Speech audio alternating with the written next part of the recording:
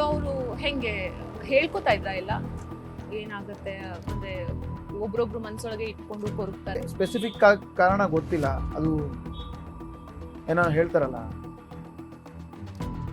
Prank ಮಾಡಕ್ ಹೋದ ಅವನಷ್ಟೇ, ಹೆದರ್ಸಕ್ ಹೋದ, ಪ್ರ್ಯಾಂಕ್ ಮಾಡಕ್ ಹೋದ, ಲಾಕ್ ಆಯ್ತು, ಕಾರ್ಡಿಯಾಕ್ ಅರೆಸ್ಟ್ ಆಯ್ತು. ನಿಮ್ದೊಂದು ಟೀಮ್ ಇದೆ, ಅಗ್ನಿಸಾಕ್ಷಿ ಟೀಮ್.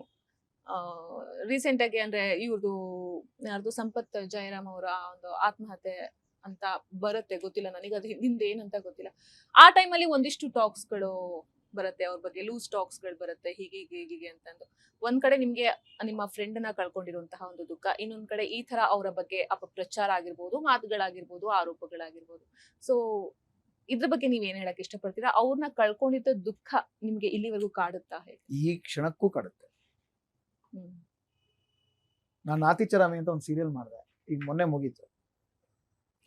ಅವನ ಅಕಸ್ಮಾತ್ ಇದ್ದಿದ್ರೆ ಅವನೇ ಮಾಡ್ತಿದ್ದ ಆ ಕ್ಯಾರೆಕ್ಟರ್.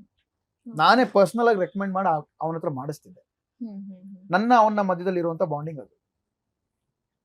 ಯಾವಾಗ ಅವನು ತೀರ್ಕೊಂಡ, ಅವನ ಇಂಡಸ್ಟ್ರಿಯಲ್ಲಿ ಆಕ್ಟಿವೇ ಇರ್ಲಿಲ್ಲ, ಸ್ಪೆಷಲಿ ಕಿರುತೆರೆಯಲ್ಲಿ ಆಕ್ಟಿವೇ ಇರ್ಲಿಲ್ಲ ಅವನು. ಅಗ್ನಿಸಾಕ್ಷಿ ಆದ್ಮೇಲೆ ಯಾವ್ದೋ ಒಂದು ಸಣ್ಣ ಪುಟ್ಟ ಯಾವ್ದೋ ಮಾಡ್ದ. ಅವ್ನ ಊರಿಗೆ ಹೋಗಿ ಸೆಟ್ಲ್ ಆಗಿದ್ದ, ಕೊಪ್ಪ. ಅವ್ನ ಊರಿಗೆ ಹೋಗಿ ಸೆಟ್ಲ್ ಆಗಿದ್ದ, ಅಲ್ಲಿ ಒಳ್ಳೆ ಕೆಲಸಗಳನ್ನ ಮಾಡ್ಕೊಂಡು, ರಿಯಲ್ ಎಸ್ಟೇಟ್ ಅದು ಇದು ಮಾಡ್ಕೊಂಡು, ಜಾಗ ತಗೊಂಡು ಮನೆ ಕಟ್ಟಿಸ್ತಾ ಇದ್ದ. ಅವನ ಆತ್ಮಹತ್ಯೆಗೆ ಸ್ಪೆಸಿಫಿಕ್ ಕಾರಣ ಗೊತ್ತಿಲ್ಲ. ಅದು ಏನೋ ಹೇಳ್ತಾರಲ್ಲ, ಪ್ರ್ಯಾಂಕ್ ಮಾಡಕ್ ಹೋದ ಅವನಷ್ಟೇ, ಹೆದರ್ಸಕ್ ಹೋದ, ಪ್ರ್ಯಾಂಕ್ ಮಾಡಕ್ ಹೋದ, ಲಾಕ್ ಆಯ್ತು, ಕಾರ್ಡಿಯಾಕ್ ಅರೆಸ್ಟ್ ಆಯ್ತು. ಅದ್ರ ಹಿಂದಿನ ಕಾರಣ ಏನು ಗೊತ್ತಿಲ್ಲ, ಮಾತಾಡ್ಲೂಬಾರ್ದು ನಾವು, ಗಂಡ ಹೆಂಡತಿ ಸಂಬಂಧ. ಬಟ್ ಯಾವಾಗ ನನಗೆ ಅವನ ಒಂದು ಈ ನ್ಯೂಸ್ ಚಾನೆಲ್ಸ್ ಅಲ್ಲಿ ತುಂಬಾ ಕೆಟ್ಟದಾಗಿ ಹೇಳಕ್ ಸ್ಟಾರ್ಟ್ ಮಾಡಿದ್ರು, ಅವಕಾಶ ಇಲ್ಲದೆ ನೇಣಾಕೊಂಡ್ಬಿಟ್ಟ. ಏನ್ ಆರ್ಟಿಸ್ಟ್ಗಳಿಗೆ ಅದೊಂದೇ ನಾ ಕೆಲಸ ಇರೋದು, ಅವಕಾಶ ಇಲ್ಲ ಅಂದ್ರೆ. ನಾನು ಹಂಗಿದ್ರೆ ನಾನು ಸತ್ತೋಗಿ ನಾನು 5 ವರ್ಷ ಆಗ್ಬೇಕಾಗಿತ್ತು. ಅಷ್ಟೊಂದು ಲೂಸ್ ಮನ್ಸ್ ಇರ್ಲಿಲ್ಲ ಅವನ, ಅಥವಾ ಲೂಸ್ ಹಾರ್ಟೆಡ್ ಅಲ್ಲ ಅವ್ನು, ಅಥವಾ ಲೂಸ್ ಮೆಂಟಾಲಿಟಿನೂ ಅವ್ನು ಲೂಸ್ ಇರ್ಲಿಲ್ಲ ಅವ್ನು. ಫಸ್ಟ್ ಆಫ್ ಆಲ್ ತುಂಬಾ ಗಟ್ಟಿ ಮನುಷ್ಯ. ಯಾವಾಗ ನಮ್ಮ ಸಿನಿಮಾ ತುಂಬಾ ಚೆನ್ನಾಗಿ ಆಗಿ ಹೆಸರು ಬಂತು, ಅವನ ಪಾತ್ರಕ್ಕೂ ತುಂಬಾ ಹೆಸರು ಬಂತು ಬಾಲಾಜಿ ಫೋಟೋ ಸ್ಟುಡಿಯೋದಿಂದ. ಅದಕ್ಕಿಂತ ಮುಂಚೆ ಕಂಬಳಿ ಹುಳ ಅಂತ ಒಂದು ಸಿನಿಮಾ ಮಾಡಿದ್ದ. ನನಗೆ ಲಿಟ್ರಲಿ ಫೋನ್ ಬರ್ತಾ ಇತ್ತು, ಅವ್ನ ನಂಬರ್ ಕೊಡಿ. ಅಷ್ಟು ಇದಾಗಿತ್ತು, ಟಾಕ್ಸ್ ಆಗಿತ್ತು. ಯಾಕಂದ್ರೆ ನಮ್ಮ ಇಂಡಸ್ಟ್ರಿ ಅವರು ಅಷ್ಟು ಜನ ನೋಡಿದ್ರು. ಸಡನ್ ಆಗಿ ಈ ತರ ಆದಾಗ, ನೈಟ್ ಅದು 2:30 ನನ್ ಕಾಲ್ ಬಂದಾಗ ಎದ್ನೋ ಬಿದ್ನೋ ಅಂತ ಹೊಡಿದ್ದೀನಿ. ಹಿಂಗಾಯ್ತು. ಹಿಂದಿನ ದಿನ ಮಾತಾಡಿದೀವಿ, ಸಿಕ್ಕಿರ್ಲಿಲ್ಲ ಅಷ್ಟೇನೆ, ಮಾತಾಡಿದೀವಿ, ಜಗಳ ಆಡಿದೀವಿ. ಜಗಳ ಅಂದ್ರೆ ಕಾಮಿಡಿ ಜಗಳ. ಸಡನ್ ಆಗಿ ಹೀಗಾಗುತ್ತೆ.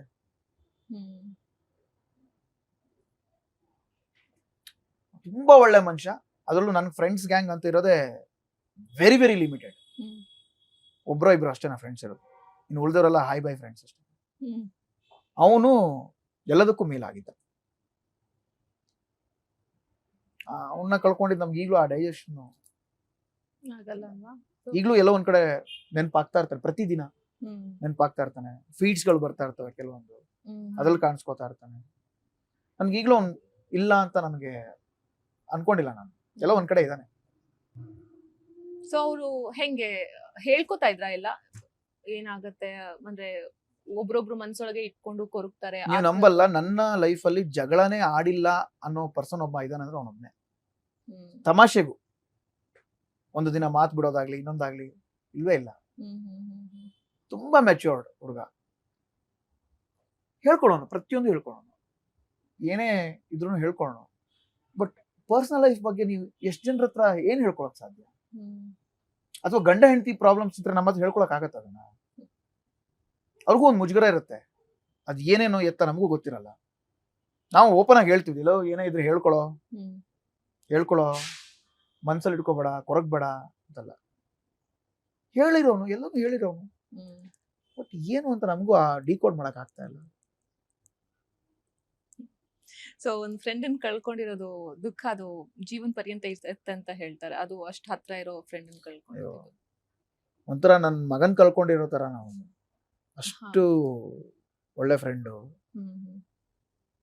ನಮ್ ಕುಟುಂಬದಲ್ಲೇ ಯಾರು ಹೋಗಿದ್ದಾರೆ ಅನ್ನೋ ಅಷ್ಟು ನೋವಿದೆ. ಅದು ನಾ ಹೇಳ್ದಲ್ಲ, ಅದು ಪುತ್ರ ಶೋಕಂ ನಿರಂತರಂ ಅಂತ ಹೇಳ್ತಾರಲ್ಲ, ಅವನೊಂಥರ ನನಗ್ ಮಗ, ನನಗ ಆ ಶೋಕ ನಿರಂತರ ಅನ್ನೋ ತರ ಆಗಿದೆ.